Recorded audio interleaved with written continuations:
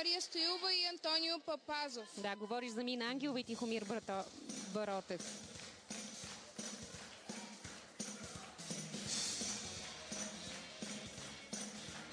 Още една румънка, Патриция Мизайла. Трета от квалификациите.